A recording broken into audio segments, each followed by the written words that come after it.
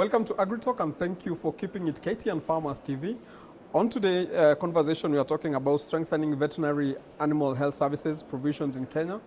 And with me in studio is Dr. Vincent Olaw, who is an animal welfare advisor at the Brook East Africa. Welcome to the show, Mr. Olaw.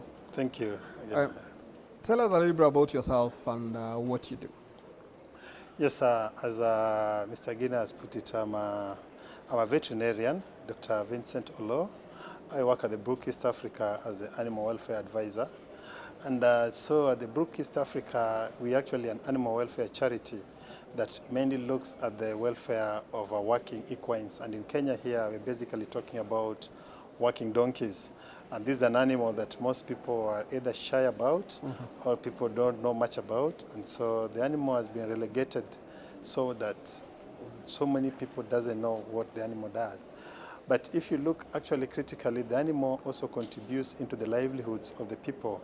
And starting even as close as Nairobi in urban centers, you'll find youths working with the donkeys and they earn their livelihoods from that.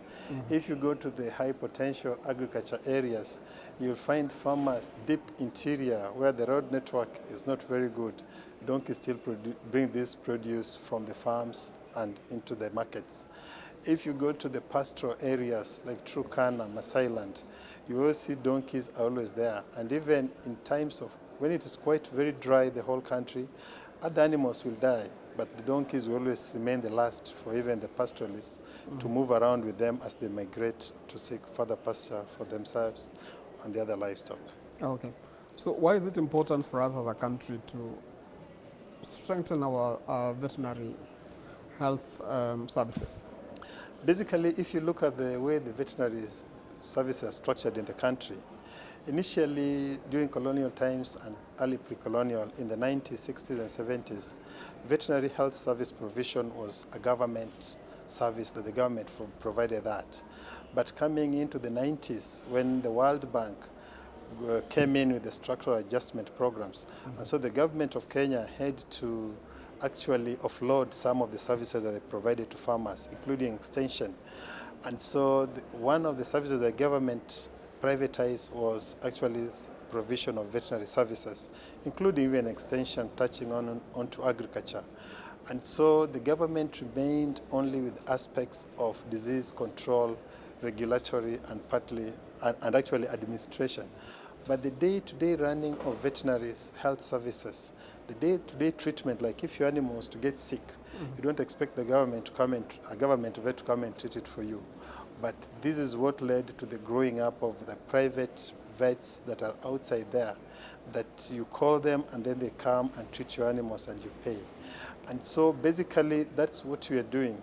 We are strengthening that working collaboration because now we have a government giving services together with the private people. So there is more or less a public-private partnership. And so what we are doing, we are not having a parallel veterinary service at the Brook East Africa. We are only trying to build onto what is already there. Because through our work, we have identified there are gaps in aspects of veterinary service provision, and especially in relation to issues touching on equine health, donkey welfare. Okay. So that's what we mainly do. Okay. So as a farmer, for the farmers who might be watching the show now, how important is a vet? What a good question. How important is a vet? A vet is important to the farmer because any farmer, especially in animal-related production, in that value chain. So a vet becomes part of the value chain in production. Look, as example, if you're looking at dairy milk production, a vet comes in there, especially in aspects of providing advice, especially on how to start up the farm, basically managing the farm and running it. And if you ask how important a vet is to that farm, a lot of things, and what we're encouraging now is that the vet should not only come to the farm when your animal falls sick, but a vet also plays a very important role, especially on aspects of herd health. That is the things that you need to do so that you're not coming down, your animals are not always coming down with clinical conditions. So they also need that vets need to farmers need to know that they need to engage vets early enough before the animals fall sick, because almost up to 90% of conditions, clinical conditions that animals will have, they have a preventative nature. And since the vet doesn't live in the farm, the vet needs to give the information to the farmer so that the farmer can actually practice what is known as preventive medicine, preventing it before it's occurring.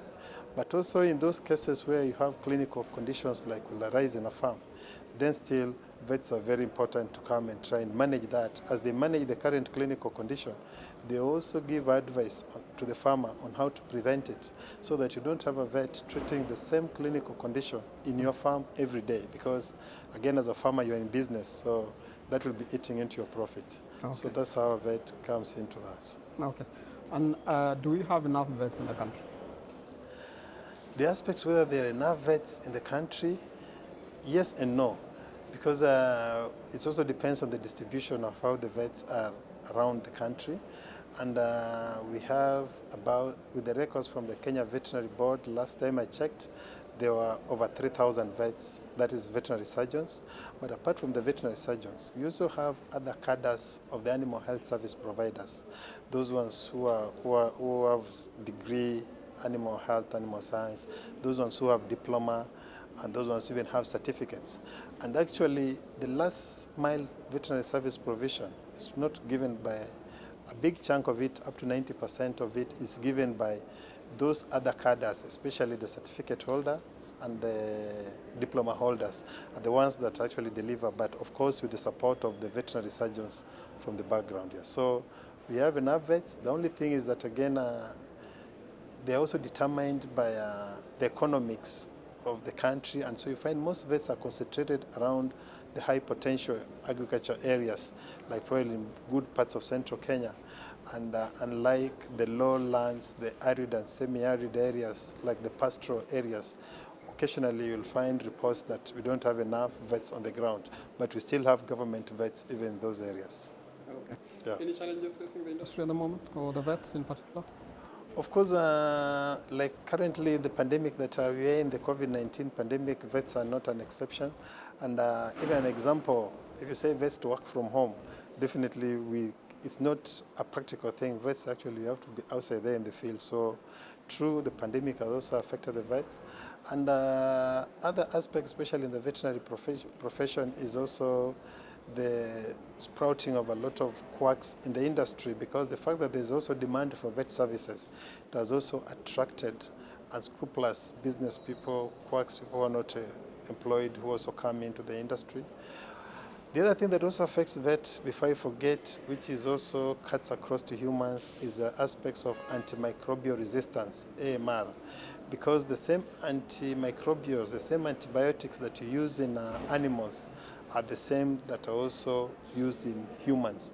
And so the chance that that egg that you took, that milk, if that animal was treated with antibiotics and the withdrawal periods is not enough, then the chance that you have the antibiotics coming through these products or even the meat, and then you take them too, and so your body starts receiving low doses of antibiotics, and they're the same that when you fall sick as a human being, you go to the hospital, you're given the same molecules.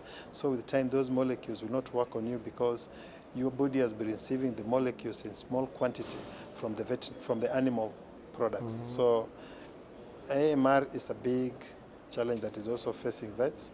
And also, of course, if you look at the government infrastructure, I just told you there are only about 3,000 vets. So the number against our population of about the animals we have, like dairy animals alone, about 3 million in the country as per the last census. So the ratio of vets to the animals in the country is still low. And so that's why we also, of course, the government has several training institutions to train vets to come into the profession, but we encourage also a lot, especially young men, to these colleges to come and join this profession. Okay. So when we talk about animal health Yes. or animal health services, Yes. how important are these services, especially to an economy where they depend a lot on the animals? So how important, or should I put it differently, how important livestock to an economy based on their health? Of course, even when you talk about the GDP of the country, livestock also contributes to the GDP. And they can not contribute, for example, like the dairy production, they cannot contribute to that GDP when they are not in good health condition. And so that's why I said even earlier that vets are part of the value chain. So for whatever the animal is able to contribute to the GDP, vets are part of the inputs that goes into the production process before that. And so of course that's where it links the animal health. And the animal health is both preventive health that the vets engage the farmers with, especially extension, and also now treatment of the real clinical condition. But that's what you just see in the farm. There's also a lot of work that goes on behind that. Like there's a whole veterinary medicine supply chain, some of it produced locally, imported, vaccinations, aspects of, if you're in dairy farming, issues about artificial insemination, aspects of how semen come in. So all that, the vets, that is a whole contribution of vets that usually at the background that you might not see, but before that cup of milk is produced, there's a lot that goes on behind the scenes. Okay. Yes. Earlier on, we had talked about the importance of a vet. Yes. And you had also mentioned on that a vet is not only supposed to come when an animal is sick. Exactly. You should be visiting the farm more often. Yes. One thing I'm trying to imagine is how many farmers know that they just don't need a vet when the animal is sick. The vet can come anytime. And every time a vet comes, it is still an additional cost because you'll have to pay them for just coming to check your animal. So is there a rate in which or a number of times a vet should come to the farm? There's no actually number of times a vet needs to visit the farm. But as I even also said earlier, that most clinical conditions that will affect the farm and affect the production have a preventive nature about it. And of course, that's what you're saying, that farmers should not only wait when the animals land in problems, like when they are sick, that's when they are trying to find who is the local vet around. And that's why we are saying it's better now, the prevention aspect of all this. Of course, that will be a new venture for our farmers, because the way our farmers have been schooled is that you only need a vet when your animal is sick, and not the preventive part, the preventive medicine part. And so that's why now we are having a lot of sensitization platforms whereby farmers get sensitized, like even during the famous Agricultural Society of Kenya, the showground things, doing that, so that farmers are being sensitized that you need to still call in a vet to your farm despite not treating. But there are also issues to do with the notions, because again, our farmers, with time, they've equated a vet to a syringe. So that if you call me as a vet and I come to your place and we just have a discussion there you're having now, if I don't pick a syringe and treat your animals, then you're not satisfied that the vet was around. And so those are some of the things that now you're trying to change around farmers, that you can just call a vet for their advice on what you need to do better. And that definitely in the long run, it will be cheaper. Of course, prevention is cheaper than the real treatment of curing. So that is an area that we still have to work on, even as vets, to ensure that we have relationship with farmers, that they can call us into their farms when there is no problem, when the animal is not sick, just to come and do what is known as hard health, just to move around and advise, because a vet can be able to see, like if you see this, you can be able to tell what will happen to this animal in the next number of days or few weeks, and so you can advise and prevent that early enough. Okay. Yes. As you work on that relationship, Yes. don't you think it's also because most of our farmers are small-scale farmers, Yes. and most of their land is becoming smaller and smaller by every year. So isn't it also important also to include the cooperative societies that these farmers belong to? Because if you travel countrywide, most of our farmers belong to a cooperative society. Isn't it important also for you as vets to build a relationship also with the cooperatives, so that the cooperatives can even help shoulder some of that responsibility of our economic burden on behalf of the farmers? Yes, you're very right, and there are so many programs that have been done in relation to that. It's true that the productive land size is getting smaller, especially in high potential areas. And so one of them is through bringing farmers to pool resources together, to pool their products together, like another farmer doing 3 liters here, another 5 liters here and that. So yes, there are programs that are also geared towards that, whereby farmers are organized into cooperatives. And not only for marketing of their produce like the milk, but also what other services are this cooperative giving to the farmers.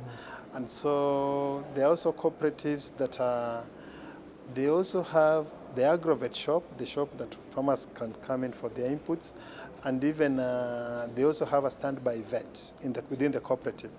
And so this cooperative will have a system whereby probably even if your animal was supposed to be served today, your dairy cow today, but the farmer doesn't have money today, but based on the fact that they've been delivering their milk to the cooperative, and then so you can be given that credit whereby your animal is sick today or needs a service today, but you don't have the real cash today, then the cooperative have a system whereby, a check-off system, whereby you can still get the service and it's checked off from your milk deliveries at a later date.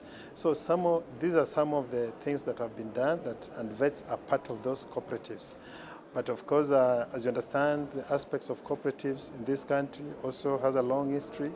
One of them being the KCC. I'm sure you've been in the field and you know the ups and downs that has been there from the original KCC. Aspects of governance of these cooperatives also comes in.